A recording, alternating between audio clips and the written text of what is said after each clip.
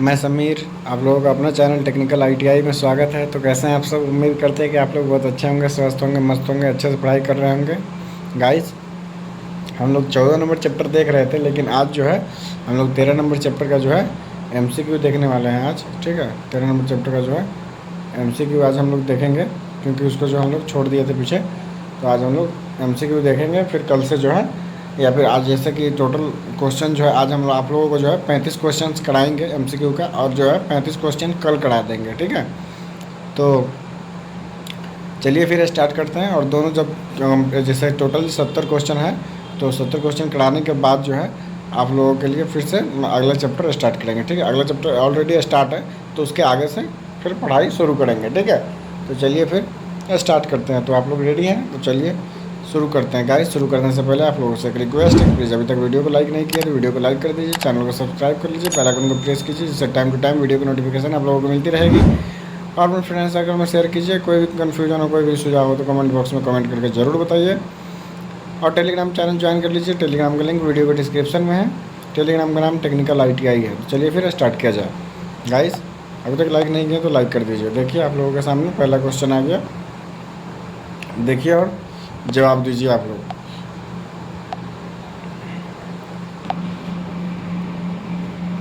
देखिए आपका पहला क्वेश्चन है जो है प्रतिदीप्त की मैट्रिक इकाई क्या है? मैट्रिक इकाई क्या है? लक्स है, लुमेन है, कैंडला है, या फिर लुमेन प्रति वाट है? बताइए इसका राइट आंसर कौन सा हो जाएगा। तो गाइस, इसका जो राइट आंसर हो जाएगा ऑप्शन नंबर ए हो जाएगा। ठीक है, लक्स होता है। ठीक है, चलिए अगला क्वेश्चन देखते हैं। दूसरा नंबर क्वेश्चन देखिए क्या कहता है। किसी मानक बल्ब की कैंडल पावर कितनी होती है? ठीक है, यही बताना है आपको। तो देखिए, ए है आपका 0.0201 वाट, दूसरा ऑप्शन है आपका 0.2001 वाट, तीसरा ऑप्शन है आपका 0.0210 वाट, और आपका लास्ट ऑप्शन है आपका 0.01020 वाट होता है। ठीक है, तो बताइए इसका राइट आंसर कौन सा हो जाएगा। इसका जो राइट आंसर होगा, इसका भी ऑप्शन नंबर ए हो जाएगा राइट आंसर। ठीक है, 0.0201 वाट हो जाता है। ठीक है, चलिए अगला क्वेश्चन देखते हैं हम लोग। अगला क्वेश्चन देखिए क्या है। किसी स्थान पर समान प्रतिदीप्त हेतु आवश्यक है, कौन सा आपका आवश्यक है बताइए। इसका राइट आंसर कौन सा हो जाएगा, देखिए और बताइए। आपका जो है पहला ऑप्शन है आपका, देखिए पहला है आपका उपयोगिता गुणांक 1 हो, बीम गुणांक का मान 1 हो, और स्पेस ऊंचाई का अनुपात उच्च हो, और परावर्तित कारक का मान 1 हो। बताइए इसका राइट आंसर कौन सा हो जाएगा। गाइस, इसका जो है राइट आंसर हो जाएगा ऑप्शन नंबर सी। ठीक है, स्पेस ऊंचाई का अनुपात उच्च हो। ठीक है, इसका ऑप्शन नंबर सी हो जाएगा राइट आंसर। ठीक है, चलिए अगला क्वेश्चन देखते हैं। 4 नंबर क्वेश्चन देखिए। 4 नंबर क्वेश्चन क्या कहता है। यदि किसी खोखले गोले का क्षेत्रफल a व उसकी त्रिज्या r हो, तब उस गोले का ठोस कोण ओमेगा तुल्य होगा। बताइए कितना होगा। 4 पाई r स्क्वायर, 2 पाई, या फिर 2 पाई r। बताइए इसका राइट आंसर कौन सा हो जाएगा। गाइस, इसका जो राइट आंसर हो जाएगा ऑप्शन नंबर ए इसका राइट आंसर हो गया। ठीक है, चलिए आगे देखते हैं हम लोग। अगला क्वेश्चन देखते हैं। देखिए अगला क्वेश्चन क्या है। निम्न में से 200 MSCP वाले लैंप द्वारा उत्पन्न कुल फ्लक्स की मात्रा होगी। बताइए कितना होगा। पहला ऑप्शन है आपका 200 पाई/4 लूमेन, और उसके बाद दूसरा ऑप्शन है 200 गुना 4 पाई लूमेन, और तीसरा ऑप्शन है आपका 200 पाई/2 लूमेन, और अगला है आपका 200 इंटू 2 पाई लूमेन। बताइए इसका राइट आंसर कौन सा हो जाएगा। गाइस, इसका जो राइट आंसर हो जाएगा ऑप्शन नंबर बी इसका राइट आंसर हो जाएगा। 200 गुने 4 पाई लूमेन हो जाएगा। ऑप्शन नंबर बी इसका राइट आंसर हो जाएगा। ठीक है, चलिए अगला क्वेश्चन देखते हैं। देखिए अगला क्वेश्चन क्या है। 500 कैंडल पावर स्रोत से 10 मीटर की दूरी पर स्थित सतह पर प्रतिदीपन कितना होगा, जबकि कोण 45 डिग्री है। बताइए कितना होगा। 3.5 लूमेन प्रति मीटर स्क्वायर होगा, या फिर 6.2 लूमेन प्रति मीटर स्क्वायर होगा, या 8.5 लूमेन प्रति मीटर स्क्वायर, या फिर जो है आपका 3.2 लूमेन प्रति मीटर स्क्वायर हो जाएगा। बताइए इसका राइट आंसर कौन सा हो जाएगा। गाइस, इसका जो राइट आंसर हो जाएगा ऑप्शन नंबर ए इसका राइट आंसर हो जाएगा। ठीक है, 3.5 लुमेन प्रति मीटर स्क्वायर हो जाएगा। ठीक है, चलिए अगला क्वेश्चन देखते हैं। अगला क्वेश्चन देखिए, 7 नंबर क्वेश्चन क्या कहता है, आँखों की लाल रंग की जो है लाल रंग की स्थिति के बारे में कौन सा कथन सही है, बताइए। पहला आपका है लाल रंग की विकर्ण अवशोषित लाल रंग की विकर्ण अवशोषित जो है करती है तथा शेष परिवर्तित करती है। ठीक है, तो अगला आपका है बी में आपका है लाल रंग की विकर्ण जो है परावर्तित करती है तथा शेष अवशोषित करती है। ठीक है, अगला आपका सभी विकिरण परावर्तित करती है और लास्ट आपका है सभी विकिरण अवशोषित करती है। ठीक है, तो बताइए इसका राइट आंसर कौन सा हो जाएगा। तो गाइस इसका जो राइट आंसर हो जाएगा ऑप्शन नंबर बी जो होगा इसका राइट आंसर हो जाएगा। ठीक है, क्या होगा, लाल रंग की विकर्ण परावर्तित करती है तथा शेष अवशोषित करती है। ठीक है, इसलिए ऑप्शन नंबर बी इसका राइट आंसर हो जाएगा। ठीक है, अगला क्वेश्चन देखिए, 8 नंबर क्वेश्चन क्या कहता है, देखिए प्रतिदीपन के संबंध में निम्न में से कौन सा कथन सत्य है। पहला आपका जितना प्रतिदीपन अधिक होता है हम उतना ही उत्तम देख सकते हैं। अगला आपका यदि स्रोत से दूरी दोगुनी हो जाए तब प्रतिदीपन आधा रह जाता है। अगला आपका यदि स्रोत से दूरी दोगुनी हो जाए तब प्रतिदीपन 1/4 रह जाता है। और लास्ट आपका वातावरण जितना अधिक साफ होगा उतना ही कम प्रतिदीपन की आवश्यकता होगी। बताइए इसका राइट आंसर कौन सा हो जाएगा। गाइस इसका जो राइट आंसर हो जाएगा ऑप्शन नंबर सी हो जाएगा। यदि स्रोत से दूरी दोगुनी हो जाए तब प्रतिदीपन 1/4 रह जाता है। ठीक है, ये आपका राइट आंसर हो जाएगा। ठीक है, चलिए अगला क्वेश्चन देखते हैं। अगला क्वेश्चन देखिए, निम्न में से किस कार्य को करने में सर्वाधिक प्रतिदीपन की आवश्यकता पड़ती है। बताइए किस कार्य को करने के लिए अधिक प्रतिदीपन की आवश्यकता पड़ती है। कार्यालय संबंधित कार्य के लिए या फिर घड़ियों संबंधित कार्य के लिए या फिर पेंटिंग संबंधित कार्य के लिए या फिर एस्ट्रोस संबंधित कार्य के लिए। बताइए स्टोर्स संबंधित कार्य के लिए बताइए किसके लिए हम लोग करते हैं। गाइस इसका जो राइट आंसर हो जाएगा ऑप्शन नंबर बी इसका राइट आंसर हो जाएगा। ठीक है, घड़ियों संबंधित कार्यों के लिए। ठीक है, घड़ियों के संबंधित कार्यों के लिए हम लोग जो है अधिक लाइट की ज़रूरत पड़ती है। ठीक है, चलिए अगला क्वेश्चन देखते हैं। देखिए 10 नंबर क्वेश्चन क्या कहता है, निम्न में से जो है लैम्बर्ट नियम के व्युत्क्रम वर्ग नियम का संयुक्त समीकरण है। बताइए कौन सा है। पहला आपका ई व्युत्क्रमानुपाती I/d², दूसरा आपका ई समानुपाती cos फाई, और अगला आपका है ई समानुपाती I/d² I into cos phi. अगला आपका ई समानुपाती सॉरी इसमें जो है ना ये डी ऊपर में है, नीचे में यहाँ पे आई है। ठीक है, तो ई समानुपाती I/cos फाई। बताइए इसका राइट आंसर कौन सा हो जाएगा। गाइस इसका जो राइट आंसर हो जाएगा ऑप्शन नंबर सी जो होगा इसका राइट आंसर हो जाएगा। क्या होगा, ई समानुपाती I/cos फाई ई समानुपाती I/d² इंटू cos फाई हो जाएगा। ठीक है, ऑप्शन नंबर सी इसका राइट आंसर हो जाएगा। ठीक है, चलिए अगला क्वेश्चन देखते हैं। 11 नंबर क्वेश्चन देखिए क्या कहता है, प्रकाशित तल की प्रकाश स्रोत से दूरी को 2 गुनी कर देने पर प्रतिदीप्त क्षेत्रफल हो जाता है 2 गुना, 3 गुना, 4 गुना अपरिवर्तित। बताइए इसका राइट आंसर कौन सा हो जाएगा। गाइस इसका जो है 11 नंबर क्वेश्चन का जो राइट आंसर हो जाएगा ऑप्शन नंबर सी हो जाएगा। ठीक है, 4 गुनी हो जाती है। ठीक है, चलिए अगला क्वेश्चन देखते हैं। 12 नंबर क्वेश्चन देखिए, निम्न में से किस विधि में जो है अपेक्षाकृत अधिक चमक उत्पन्न होती है। पहला आपका अर्ध अप्रत्यक्ष प्रतिदीप्त व्यवस्था में, अप्रत्यक्ष प्रतिदीप्त व्यवस्था में, अर्ध प्रत्यक्ष प्रतिदीप्त व्यवस्था में, उपरोक्त में से सभी। बताइए इसका राइट आंसर कौन सा हो जाएगा। गाइस इसका जो राइट आंसर हो जाएगा ऑप्शन नंबर बी हो जाएगा। ठीक है, अप्रत्यक्ष प्रतिदीप्त व्यवस्था में। ठीक है, चलिए अगला क्वेश्चन देखते हैं।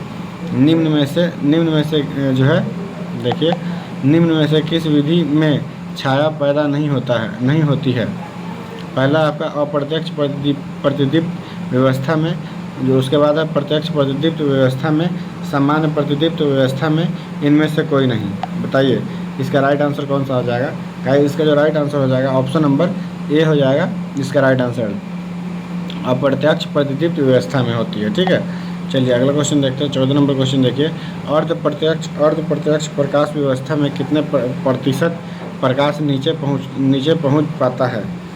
60 से 90%, 70 से 80%, 50%, संपूर्ण 100%। बताइए इसका राइट आंसर कौन सा हो जाएगा? गाइस इसका जो राइट आंसर हो जाएगा ऑप्शन नंबर ए हो जाएगा। ठीक है, 60 से 90% जो है प्रकाश पहुंचती है। ठीक है, चलिए अगला क्वेश्चन देखते हैं। अगला क्वेश्चन है आपका, निम्नलिखित प्रकाश व्यवस्थाओं एवं फर्श की ओर पहुंचने वाले प्रकाश की प्रतिशत मात्रा का मिलान का सही क्रम छांटिए। देखिए पहला आपका यहाँ पे देखिए, पहला आपका सूची 1, सूची 2। देखिए क्या है, प्रत्यक्ष प्रतिदीप्त व्यवस्था, उसके बाद है अप्रत्यक्ष प्रतिदीप्त व्यवस्था, और तीसरा आपका अप्रत्यक्ष प्रतिदीप्त व्यवस्था, और चौथा आपका डी जो है अप्रत्यक्ष अर्ध अप्रत्यक्ष प्रतिदीप्त व्यवस्था। और इधर 10%, 10 से 40%, 90% और 60 से 90%। तो बताइए इसमें जो है, इसमें मिलान करना है। तो इसमें देखिए मिलान किस तरीके से करेंगे जो है ये देख करके इधर से मिलान करते हैं हम लोग। देखिए इधर में कुछ ऑप्शंस दिखाई दे, हाँ देखिए 2 ऑप्शन दिख रहे हैं, मिलान करते हैं, देखते हैं। देखिए पहला इसमें दिख रहा है जो है प्रत्यक्ष प्रतिदीपन व्यवस्था। ठीक है, ये जो है आपका 90% होती है। ठीक है, तो ये जो आपका इससे मिल जाएगी। ठीक है, अगला जो है आपका 1 का 3 इसमें मिल रहा है। देखिए ये वाला आपका राइट आंसर यहाँ पे मिल रहा है 1। चलिए दूसरा देखिए, दूसरा है आपका अप्रत्यक्ष प्रतिदीप्त व्यवस्था। ठीक है, अप्रत्यक्ष प्रतिदीप्त व्यवस्था जो होती है आपका, ये 60 से 90% तक होती है। ठीक है, तो देखिए ये इसका बी भी मिल गया। चलिए अगला क्वेश्चन देखते हैं, सॉरी अगला पॉइंट देखते हैं। देखिए अप्रत्यक्ष प्रतिदीप्त व्यवस्था, इसका जो है आपका 1 हो जाएगा। ठीक है, 10% होता है। देखिए ये भी मिल रहा है आपको। और लास्ट में जो बच गया, कौन सा बच रहा है? देखिए अर्ध अप्रत्यक्ष प्रतिदीप्त व्यवस्था जो होती है, ये 10 से 40% होती है। ठीक है, ये भी मिल गया। इसका मतलब जो है इसके ए नंबर ऑप्शन जो है ये ऑलरेडी सही है। ठीक है, इसलिए राइट आंसर जो हो जाएगा इसका ऑप्शन नंबर ए हो जाएगा। ठीक है, चलिए अगला क्वेश्चन देखते हैं। अगला देखिए 16 नंबर क्वेश्चन देखते हैं। देखिए क्या है, चित्र में दर्शाया गया तंतु किस प्रकार का है? 1 कुंडली तंतु है, 2 कुंडली तंतु है, मिश्रित कुंडली तंतु है, इनमें से कोई नहीं। बताइए इसका राइट आंसर कौन सा हो जाएगा? गाइस इसका जो राइट आंसर हो जाएगा ऑप्शन नंबर ए हो जाएगा। ठीक है, 1 कुंडली तंतु होता है। ठीक है, चलिए अगला क्वेश्चन देखते हैं।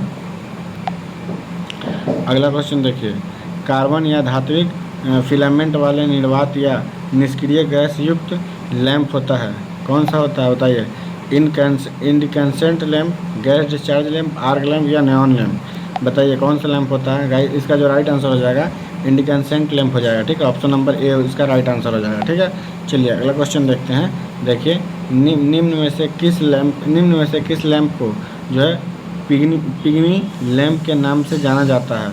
Arc lamp, neon lamp, gas धात्विक फिलामेंट लैंप, निर्वात धात्विक फिलामेंट लैंप। बताइए कौन सा इसका राइट आंसर हो जाएगा? गाइस इसका जो राइट आंसर हो जाएगा ऑप्शन नंबर डी हो जाएगा, निर्वात धात्विक फिलामेंट लैंप। ठीक है, ऑप्शन नंबर डी इसका राइट आंसर हो जाएगा। ठीक है, चलिए अगला क्वेश्चन देखते हैं। देखिए निम्न में से किस बल की प्रकाश 2.5 से 4 लुमेन प्रति वाट तक होता है? ठीक है, देखिए धात्विक filament lamp, carbon filament lamp, sodium vapour lamp, mercury vapour lamp. बताइए इसका राइट आंसर कौन सा हो जाएगा? गाइस इसका जो राइट आंसर हो जाएगा ऑप्शन नंबर बी इसका राइट आंसर हो जाएगा, कार्बन फिलामेंट लैंप। ठीक है, चलिए अगला क्वेश्चन देखते हैं। देखिए गैस धात्विक फिलामेंट लैंप में निष्क्रिय गैस भरने से फिलामेंट का कार्यकारी तापमान निर्वात प्रकार के लैंप की तुलना में डैश होता है, कम हो जाता है, अधिक हो जाता है, बहुत कम, लगभग शून्य हो जाता है, या फिर कोई प्रभाव नहीं पड़ता। बताइए इसका राइट आंसर कौन सा हो जाएगा? गाइस इसका जो राइट आंसर हो जाएगा ऑप्शन नंबर बी हो जाएगा, अधिक हो जाता है। ठीक है, ऑप्शन नंबर बी इसका राइट आंसर हो जाएगा। ठीक है, चलिए अगला क्वेश्चन देखते हैं। क्या है? देखिए 21 number question, sodium vapour lamp का जो है आयन विभव कितना होता है? 5.12 वोल्ट होता है, 6.2 वोल्ट होता है, 6.76 वोल्ट होता है, 7.25 वोल्ट होता है। बताइए इसका राइट आंसर कौन सा हो जाएगा? गाइस इसका जो राइट आंसर हो जाएगा ऑप्शन नंबर ए हो जाएगा, 5.12 वोल्ट होता है। ठीक है, चलिए अगला क्वेश्चन देखते हैं। अगला क्वेश्चन देखिए, क्वेश्चन नंबर 22, फिलामेंट जो है फ्लोरोसेंट ट्यूब का प्रयोग किया जाता है जो बताइए कहाँ किया जाता है?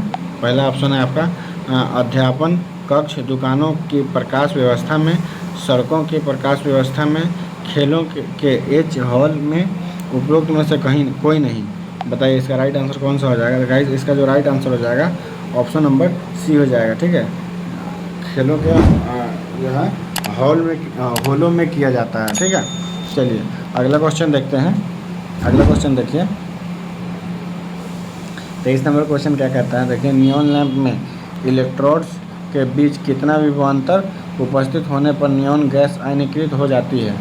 बताइए 120 volt DC, 130 volt AC, 125 volt DC, 110 volt AC. बताइए इसका राइट आंसर कौन सा हो जाएगा।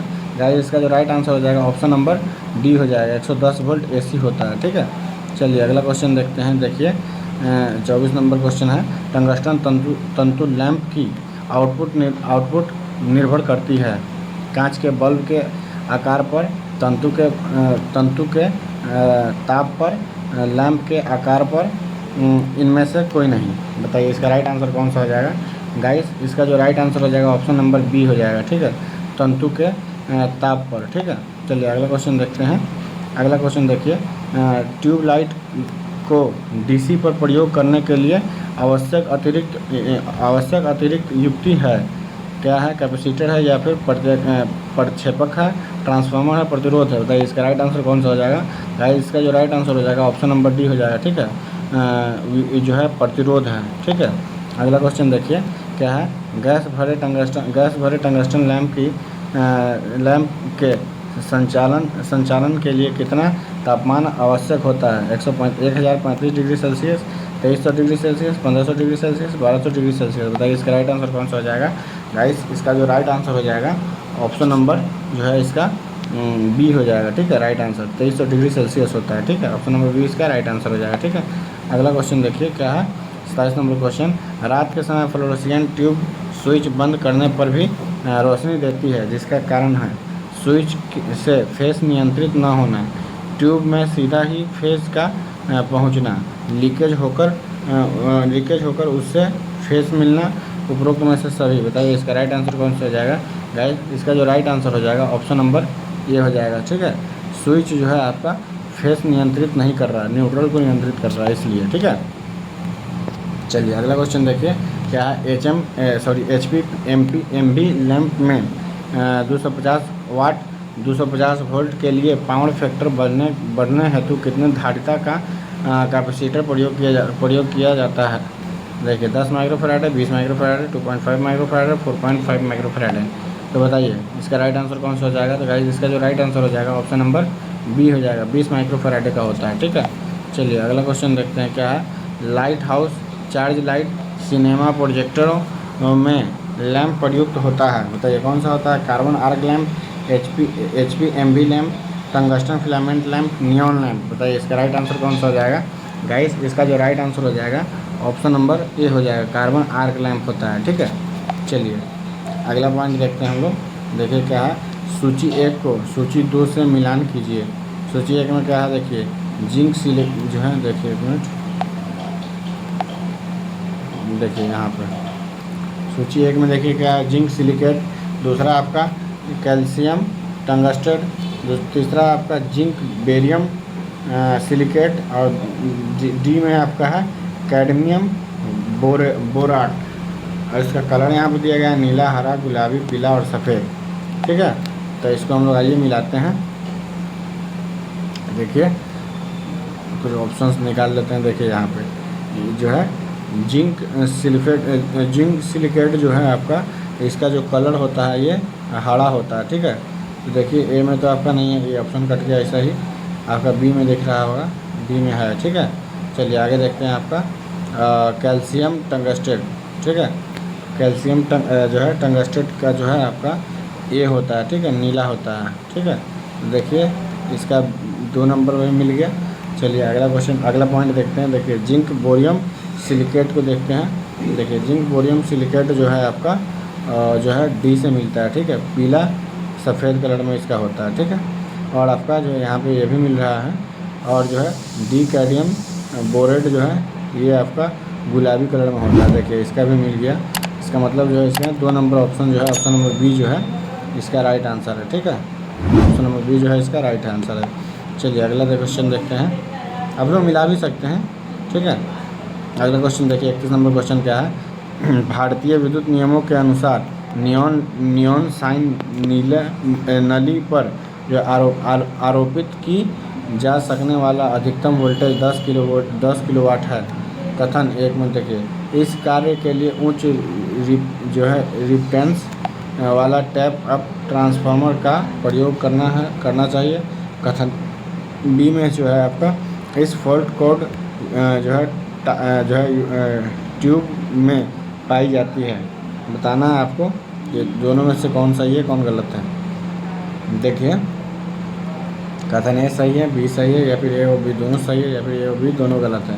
तो यही बताना है आपको। बताइए इसका राइट आंसर कौन सा हो जाएगा। तो गाइस इसका जो राइट आंसर हो जाएगा ऑप्शन नंबर सी हो जाएगा। ठीक है, ये दोनों जो है आपका सही है। ठीक है, इसलिए option number C right answer हो जाएगा। ठीक है, अगला क्वेश्चन देखिए, क्या है, फ्लोरोसेंट ट्यूब परिपथ में चौक का कार्य डैश उत्पन्न करना है। क्या है, स्टार्टिंग हेतु उच्च वोल्टेज, स्टार्टिंग हेतु निम्न वोल्टेज, विद्युत धारा, इनमें से कोई नहीं। बताइए इसका राइट आंसर कौन सा हो जाएगा। इसका जो राइट आंसर हो जाएगा आपका ए हो जाएगा। ठीक है, स्टार्टिंग हेतु उच्च वोल्टेज। ठीक है, चलिए अगला क्वेश्चन देखते हैं। 33 नंबर क्वेश्चन देखिए क्या कहता है। नीचे मरकरी आर्गन लैंप से संबंधित 2 कथन दिए गए हैं। बताइए निम्न में से कौन सा कथन सत्य है। ठीक है, देखिए कथन 1 में क्या है, लैंप को 230 वोल्ट एसी स्रोत से संयोजित करने पर इलेक्ट्रोड के बीच जो है स्विचिंग प्रारंभ हो सकती है, हो जाती है। डी में है, इसकी दक्षता लगभग 30 से 40 लुमेन प्रति वाट होती है। ठीक है, अगला पॉइंट देखिए, इसमें सही कौन है गलत कौन है आपको ये बताना है। कथन 1 सही है, 2 सही है, दोनों सही है, दोनों गलत है। बताइए इसका राइट आंसर कौन सा हो जाएगा। तो गाइस इसका जो राइट आंसर हो जाएगा आपका ऑप्शन नंबर सी हो जाएगा। ये उसमें भी जो है दोनों सही है, दोनों कथन राइट है। ठीक है, ये आपका सेकंड लास्ट क्वेश्चन है। इसके बाद एक क्वेश्चन और देखेंगे, उसके बाद वीडियो को एंड करेंगे। ठीक है, तो देखिए, फ्लोरोसेंट लैंप तथा फ्लोरोसेंट लैंप की सेंट लैंप तथा जो फिलामेंट लैंप की तुलना के संदर्भ में निम्न में से कौन सा कथन सत्य है। बताना है आपको। तो देखिए क्या है आपका पहला कथन, फ्लोरोसेंट लैंप गहरी छाया बनाती है और जो है फ्लोरोसेंट लैंप का जीवन काल फिलामेंट की तुलना में 7 गुना होता है। बताइए इसमें दोनों सही है, दोनों गलत है, या फिर दोनों सही है, ये एक सही है, या दोनों सही है, या दोनों सही है, या दोनों गलत है। बताइए इसका राइट आंसर कौन सा हो जाएगा। गाइस इसका जो राइट आंसर हो जाएगा ऑप्शन नंबर जो है बी हो जाएगा इसका राइट आंसर। ठीक है, ऑप्शन नंबर बी जो है इसका राइट आंसर हो जाएगा। ठीक है, और सिर्फ जो है कथन 2 जो है वो सही है। ठीक है, चलिए अगला क्वेश्चन देखते हैं। ये लास्ट क्वेश्चन है। क्या है देखिए, निम्न वोल्टेज, एक मिनट देखिए, निम्न में से सत्य कथन चुनिए। कौन सा इसमें से कथन सत्य है ये बताना है चारों ऑप्शन में से। ठीक है, देखिए फ्लोरोसेंट ट्यूब की आयु लगभग 5000 से 7500 कार्य घंटे होती हैं। ऑप्शन बी है, नियॉन लैंप में 50 mm दाब पर नियॉन गैस भरी जाती है। ऑप्शन सी है, वेंटिलेशन कक्ष की 1.5 से 8 मीटर की एयर चेंज होना चाहिए। ठीक है, डी है उपरोक्त में से सभी। बताइए इसका राइट आंसर कौन सा हो जाएगा। गाइस इसका जो राइट आंसर हो जाएगा ऑप्शन नंबर ए हो जाएगा। ठीक है, फ्लोरोसेंट ट्यूब की आयु लगभग 5000 से 7500 कार्य घंटा होती है। ठीक है, ऑप्शन नंबर ए इसका राइट आंसर हो जाएगा। ठीक है, चलिए इसी के साथ जो है वीडियो फिर एंड करते हैं। फिर आप लोगों से मिलेंगे अगली वीडियो में। फिर 35 क्वेश्चन और आप लोगों को कराएंगे, फिर अगला चैप्टर जो है कंटिन्यू करेंगे। ठीक है, तो बताइए आप लोग वीडियो कैसा लगा कमेंट करके ज़रूर बताइएगा, और ये भी ज़रूर बताइएगा कि कितना क्वेश्चन आप लोग सही किए हैं। ठीक है, आपको कमेंट का हमें इंतज़ार रहेगा। चलिए बताइए वीडियो कैसा लगा। वीडियो अच्छा लगा तो प्लीज़ लाइक कर दीजिए। चैनल को अभी तक सब्सक्राइब नहीं किया तो प्लीज़ सब्सक्राइब कर लीजिए, बेल आइकन को प्रेस कीजिए, जिससे टाइम टू टाइम वीडियो की नोटिफिकेशन आप लोगों को मिलता रहेगी। कोई भी कन्फ्यूजन हो, कोई भी सुझाव हो तो कमेंट बॉक्स में कमेंट करके जरूर बताइएगा। और टेलीग्राम चैनल ज्वाइन कर लीजिए। इस वीडियो का जो PDF है उसको टेलीग्राम पर प्रोवाइड करा दिया जाएगा। सो प्लीज़ टेलीग्राम ज्वाइन कर लीजिए। टेलीग्राम का लिंक वीडियो की डिस्क्रिप्शन में है। टेलीग्राम का नाम टेक्निकल ITI है। चलिए फिर मिलते हैं आप लोगों से अगली वीडियो में। जब तक के लिए tata bye bye, take care.